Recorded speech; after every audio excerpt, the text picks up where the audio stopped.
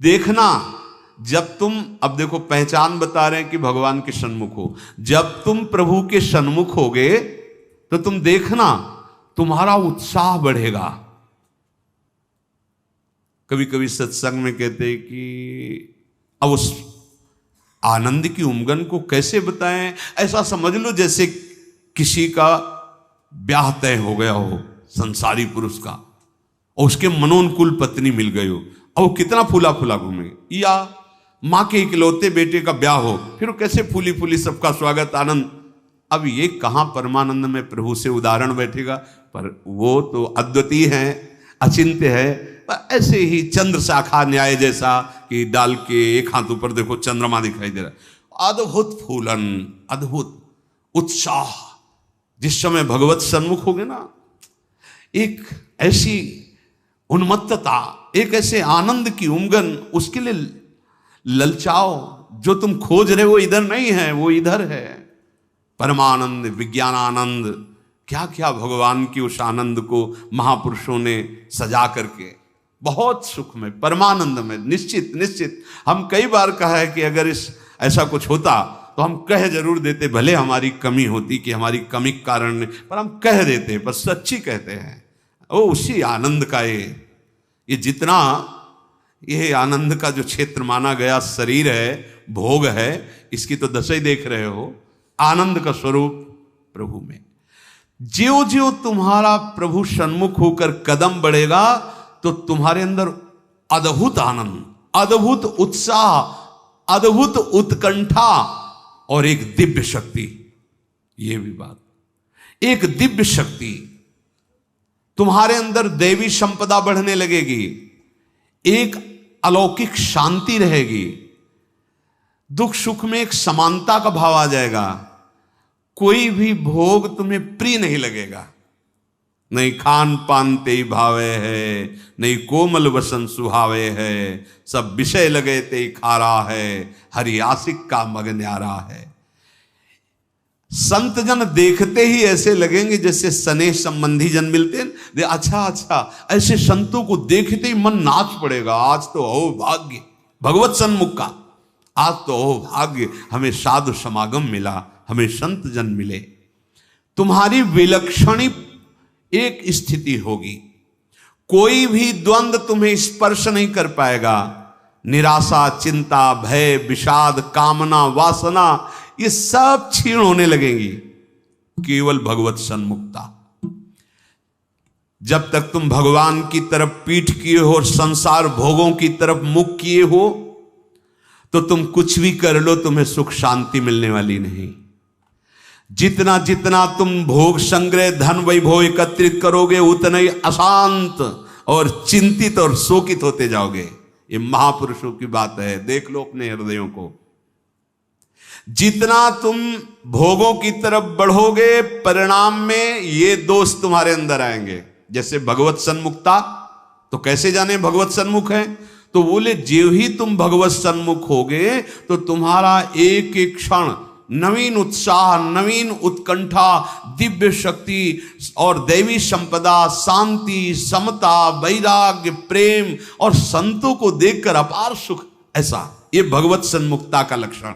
अब यहां बता रहे, चाहे जितना तुम धन वैभव भोग एकत्रित कर लो, भगवत विमुख हो, तुम्हें कभी सुख शांति नहीं मिल सकती। भगवत विमुख का लक्षण क्या है? भय, विषाद, चिंता, राग, द्वेष, वैर, अशांति, द्रोह, दंभ, पाखंड, परिग्रह, हिंसा, कामना, वासना, ममता, दुर्गुण, दुर्विचार, भयानक दुख, ये भगवत विमुख के लक्षण हैं। जो भगवत सन्मुख होता है, एक भी उनके हृदय में नहीं होते। ये जांचो जांचो, अंदर जांचो। भगवत विमुक्ता का लक्षण, मूल लक्षण भोगों में सुख है, इसी में सारे दोष बैठे हुए हैं।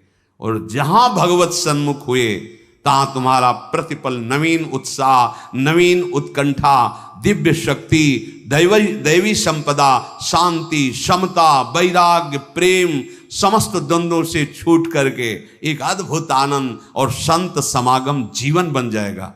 देखो राधा बाबा पूर्ण महापुरुष हैं, कोई उनको जानना थोड़ी साधन साध्य के विषय में, पर आपको ध्यान होगा जब ऋषिकेश में उनके गांठों में बहुत दर्द वात रोग के कारण, तो वो अपने निजी जन से कह रहे थे भाई मुझे सत्संग में पहुंचा दो। वो सेवा करते करते शायद श्रमित हो गए होंगे या जो भी, तो उन्होंने बाबा की इस बात का सपोर्ट नहीं किया। बहुत बार कहने पर तो बाबा कहा कि आप जानते हो कि हम जा ही नहीं पाएंगे। उन्होंने कहा आप जा ही नहीं पाओगे क्योंकि आपकी गांठ, बोले ऐसा नहीं। फिर जो बाबा ने अंदर बात की, वो जो लिखा था कि भगवान श्री कृष्ण से प्रार्थना की कि प्रीतम मुझे इतनी सामर्थ्य केवल दे दो कि जहां से सत्संग सुनाई देता वहां तक मैं पहुंच जाऊं, और एक बांस डंडा उठाया और बाबा घसीटते हुए वहां गए। इस बात का बहुत प्रभाव पड़ा हृदय में कि इनको कोई साधन साध्य विषय अब जानकारी की आवश्यकता नहीं, पूर्ण महापुरुष हैं, संपूर्ण हैं, उनमें कोई भी, लेकिन ऐसे महापुरुष होते हुए सत्संग की इतनी प्रियता, वो देखो लिखा है साधु सम, एकदम आनंदित हो गए कि आज तो मुझे साधु समागम मिला। ये भगवत सन्मुख का लक्षण, विमुख का नहीं, भगवत सन्मुख का लक्षण। तो हम अपने को जबरदस्ती मुख मोड़ना होगा। अगर हम इसी जन्म में परम कल्याण चाहते हैं, इसी जन्म में सुख चाहते हैं, मुख मोड़ना हो। जबरदस्ती शब्द लिखा है, जबरदस्ती मोड़ना, हटो हटो। जैसे ये ना कि अब जिस तुम कगार पे खड़े हो, भारी दरार पड़ गई है, जबरदस्ती हटो नहीं तो गिरने वाले हो, धारा में तुम बह जाओगे, डूब जाओगे। ऐसे ही तुम्हारी वही दशा है जैसे हरी हरी घास खा रहा है बकरा और बकरी से सहवास कर रहा है और बड़ा सुख का अनुभव कर रहा है, पर वो कसाईवाड़े में बंद है। वो ये नहीं जान रहा कि अब की नंबर हमारा आ रहा है गड़ासा चलने का, वो नहीं जान पा रहा है। इसी प्रकार आप खान पान, शौक, मौज मस्ती, परिवार, सांसारिक सुख भोग रहे हैं, पर आपको पता नहीं कि काल के कसाईवाड़े में है।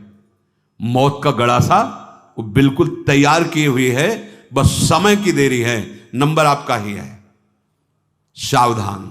इसीलिए कह रहे जबरदस्ती भगवत सन्मुख करो अपने मन को, अपने तन को, अपनी वाणी को, अपनी चेष्टा को। कोई उपाय नहीं है बचने का।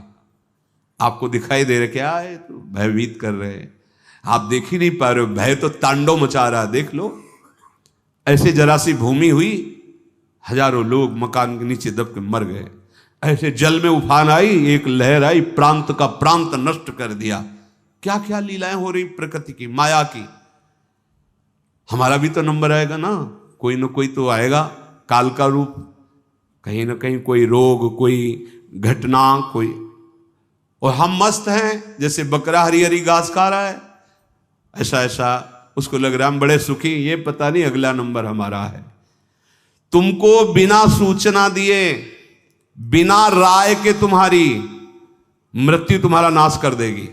मृत्यु किसी से राय लेती क्या कि अब हमारी प्रार्थना स्वीकार करें, हम अपना काम शुरू करें, यदि आपकी आज्ञा हो? ऐसा नहीं। अगर ऐसा हो तो कोई तैयार नहीं होगा, कोई नहीं तैयार होगा। बिना आपको सूचना दिए, बिना आपकी राय के वो आपका नाश कर देगी मृत्यु। इसलिए वो सहसा आप पर आक्रमण करेगी, उसके पहले आप सावधान हो जाओ। अब वो कब करेगी कुछ पता नहीं है, इसलिए आपको अभी से, इसी सेकंड से सावधानी करनी है। क्या? एक एक वृत्ति को कृष्णाकार कर दो, प्रियालाल के चरणों में लगा दो।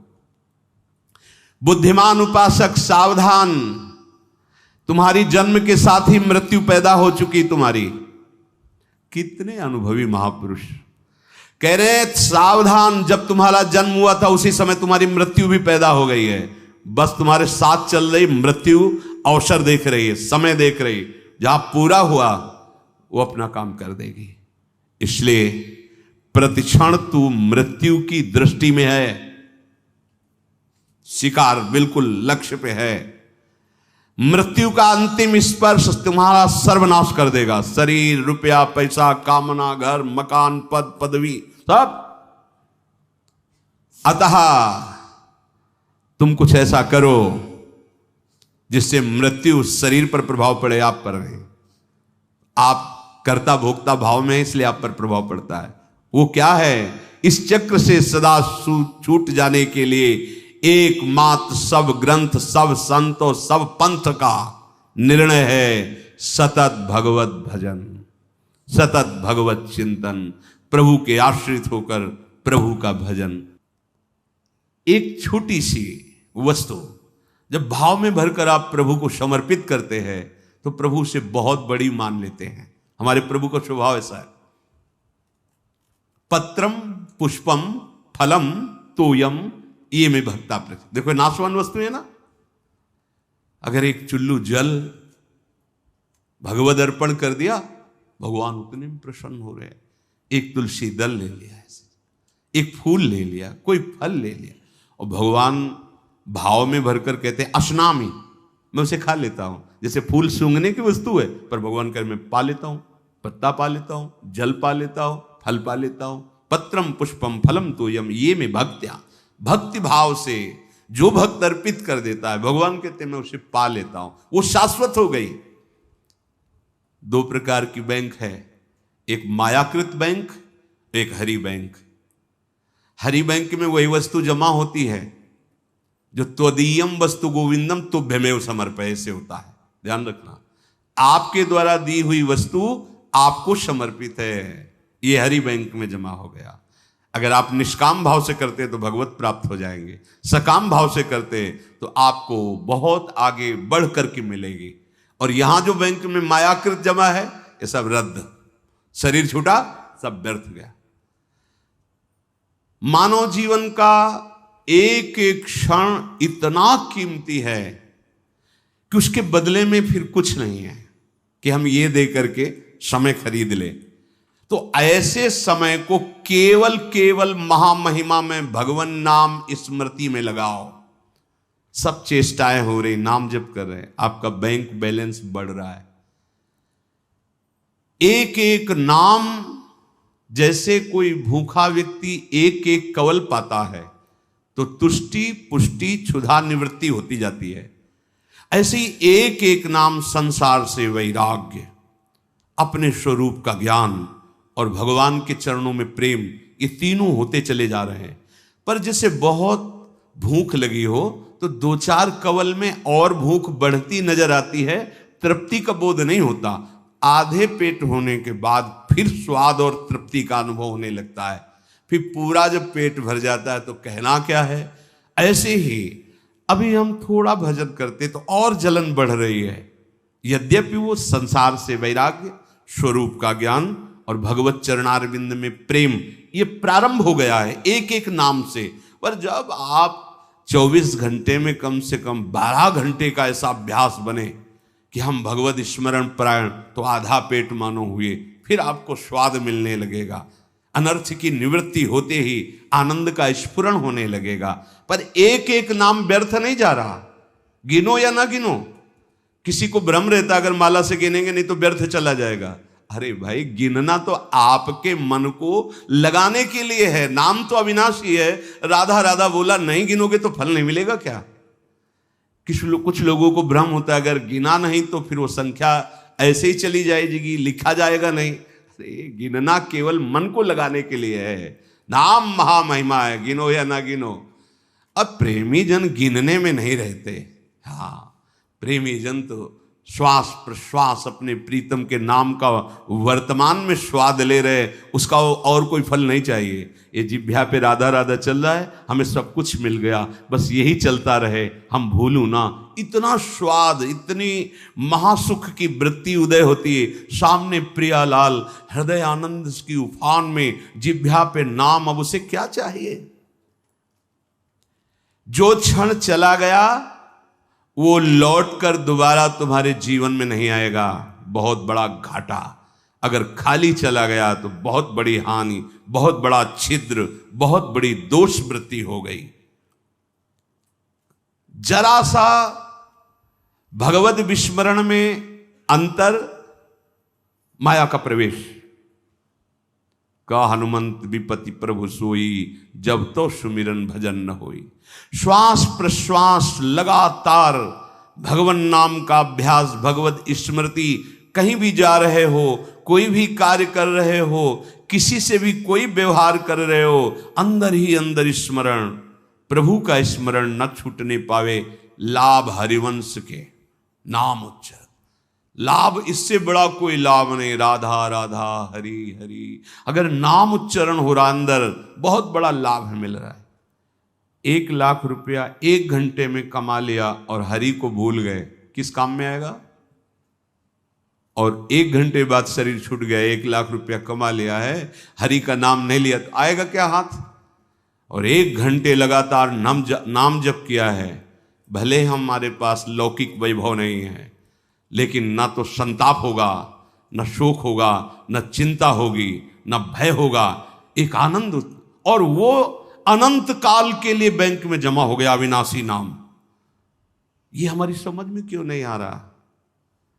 लाखों रुपया इकट्ठा कर ली, चिंता है, शोक है, भय है, नाना प्रकार की वासनाएं जल रहे, लाभ क्या मिला?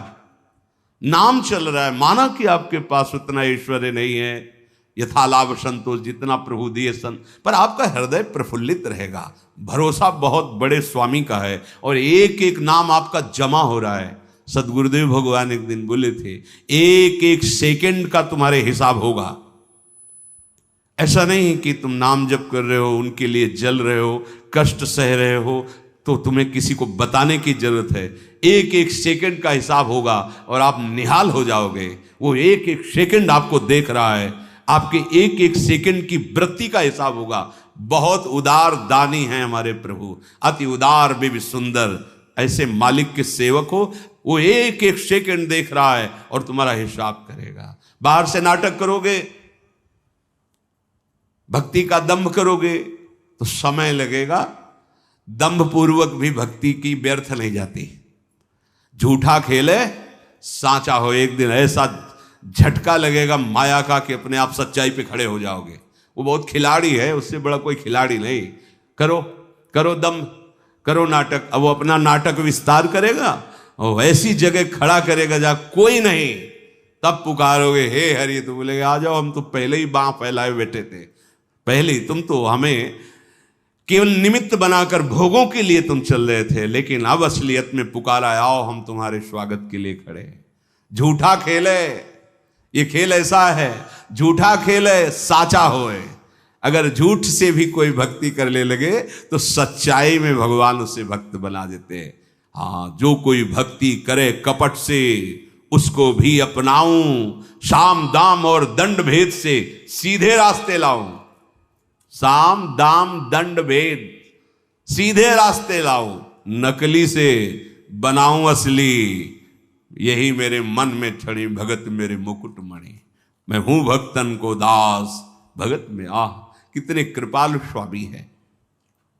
एक राजा का सरोवर था बहुत बड़ा, तो उसमें वो अपने मन आह्लाद के लिए रंग बिरंगी मछलियां पाले हुए थे। कभी कभी कोई मछुआरा, तो उन्होंने आदेश कर दिया इस सरोवर से जो मछली पकड़ेगा उसे मृत्यु दंड दिया जाएगा। अब तो कोई जाता नहीं, बहुत मछलियां रंग बिरंगी को। एक मछुआरा परिवार बड़ा भूखा था और कई दिनों से भी मुझसे मिला नहीं था शिकार। तो उसने देखा यहां कोई रखवाले तो रहते नहीं है, मृत्यु दंड का आदेश है, हम जल्दी से लिया भाग जाएंगे। और ढेर सारी मछलियां बड़ी बड़ी। वो गया, जाल फैलाया, मछली समेट ही रहा था कि राजसवारी दूर से घोड़ों की टाप धूल। देखा, अरे ये तो अब क्या करें, भागते हैं तो दिखाई देंगे, बंदी बना लिए जाएंगे क्योंकि वो घोड़े में है। उसको लगा कि साधु बन जाना अच्छा है, बहुत बढ़िया उपाय है। फौरन कपड़ा सा उतारे और रजली पूरे शरीर में पोतली, और वो तो साधु का बैठ गए, जाल उसी जल में छोड़ दिया, ऐसे छुपा दिया, शांत से बैठ गए। वो राजा निकल रहे थे तो देखा सरोवर पर कोई परमहंस बैठे। बोले हो भाग्य।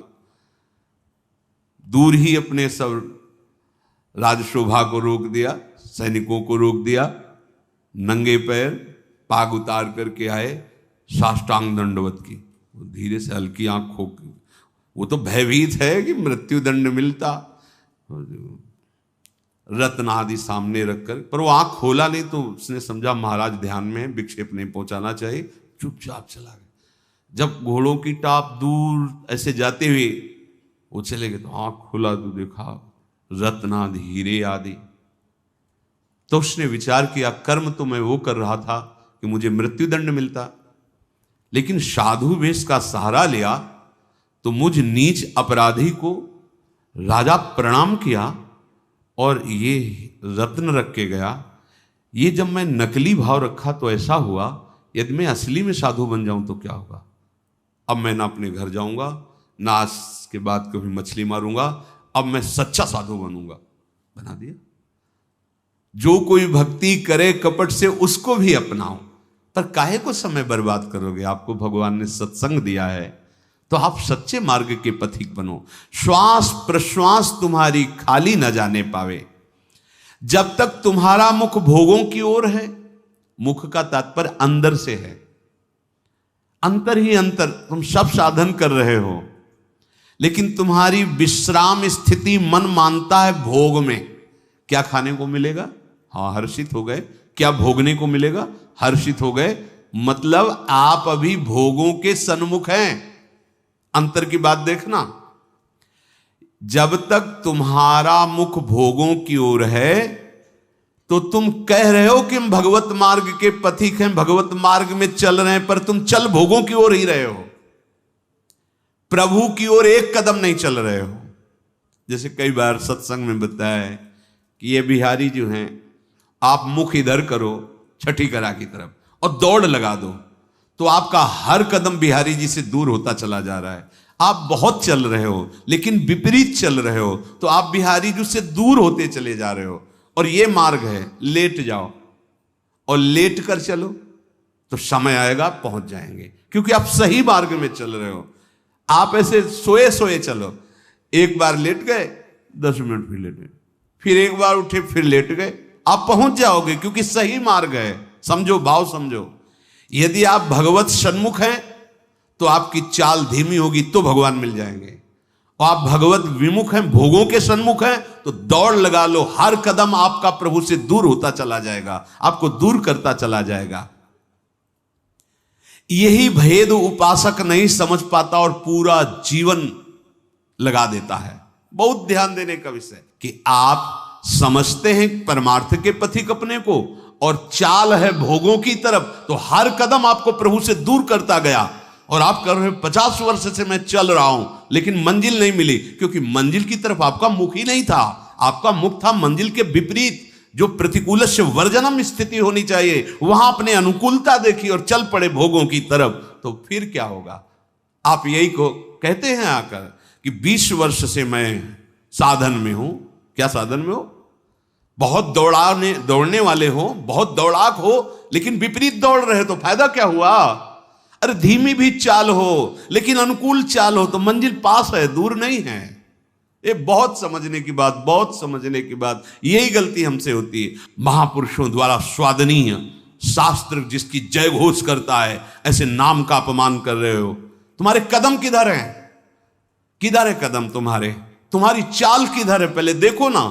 अरे सन्मुख होए जीव मोई जमही, जन्म कोट यज्ञ नाश होते। मेरे प्रभु कहते हैं करोड़ों जन्म के पाप उसी क्षण नष्ट कर देता हूं जब सन्मुख होते। सन्मुखता का मतलब समझो। अंदर ही अंदर भोगों को विश्राम मान रहे हो, भोगों को सुख मान रहे हो, मान प्रतिष्ठा को जीवन का लाभ मान रहे हो, तो आपके सम्मुख कौन है? प्रभु हैं या मान प्रतिष्ठा है या भोग है या संसार है? क्या वेश रख लेना प्रभु की सन्मुखता होती है? क्या उद्देश्य क्या है तुम्हारा? उद्देश्य सन्मुखता होती है। उद्देश्य बहुत बार कहा है, उद्देश्य को आप ठीक कर लीजिए।